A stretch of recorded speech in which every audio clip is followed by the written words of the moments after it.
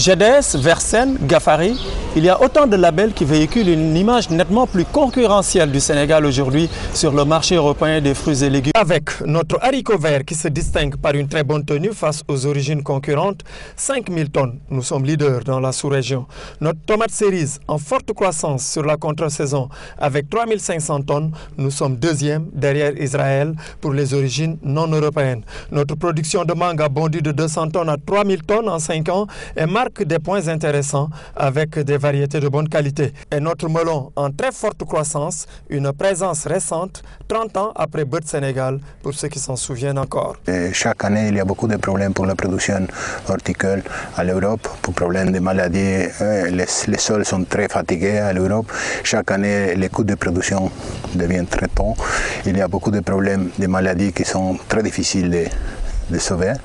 C'est pour ça qu'on a depuis 10 années, tous les grands producteurs européens cherchent dans le monde la possibilité de produire un nouveau territoire sans problème, où les coûts de production sont devenus moins chers. Mais plusieurs de nos atouts sont ailleurs. Gombo, scotch bonnet, piment, papaye, patates douces, asperges vertes, petits pois et autres produits de contre-saison, nous avons toute une nouvelle gamme de fruits et légumes disponibles toute l'année. Par rapport à ses concurrents potentiels, le Sénégal a le temps de transit le plus court pour accéder aux marchés européens.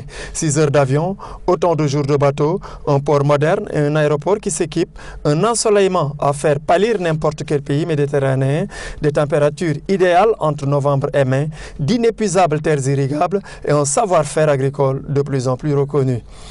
Autant d'atouts qui, pour nous, peuvent être une véritable force de frappe.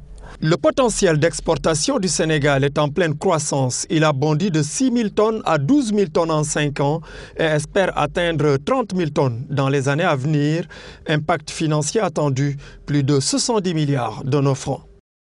Ce sont ces avantages comparatifs que l'État, par le biais de l'APIX, veut transformer en avantages compétitifs en ciblant des produits phares à très forte valeur ajoutée, acheminés autant que possible par avion, en encourageant l'installation de nouvelles exploitants en agrobusiness comme Versen.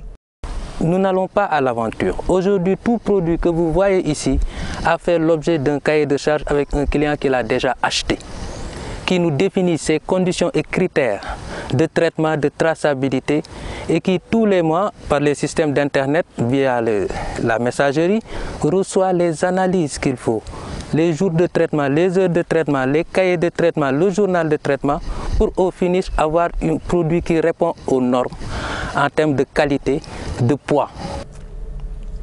Cela passe aussi par le renforcement des technologies de conservation des produits pour le transport par bateau de la gamme de produits déjà existante. Cette stratégie repose sur des actions dont une grande partie déjà visible a pour but de préserver la chaîne de froid pour garantir aux produits toute leur fraîcheur au moment de leur arrivée dans les supermarchés européens.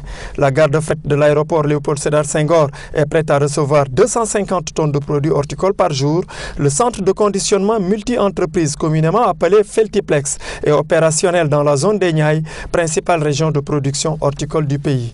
On attend dans un délai très court la construction de ce genre de centre dans les autres régions du Sénégal. Le programme de développement des marchés agricoles du Sénégal que va lancer l'État va financer ce type d'infrastructure, aider les PME du secteur par des programmes de soutien à la promotion, à la diversification et à la qualité et tenter d'inverser l'importation des carottes, de la pomme de terre et des oignons qui coûtent près de 24 milliards à la balance commerciale du Sénégal. Si nous démultiplions les actions que nous menons ici, notre balance commerciale qui est déficitaire de plus de 800 milliards, ce projet-là peut prendre en charge au moins plus de la moitié de ce déficit. Et je pense qu'aujourd'hui, avec l'avantage de l'OMC qui va s'ouvrir en 2013, avec la cessation des subventions, le Sénégal doit prendre position aujourd'hui. Autant de raisons pour investir aujourd'hui dans l'horticulture au Sénégal.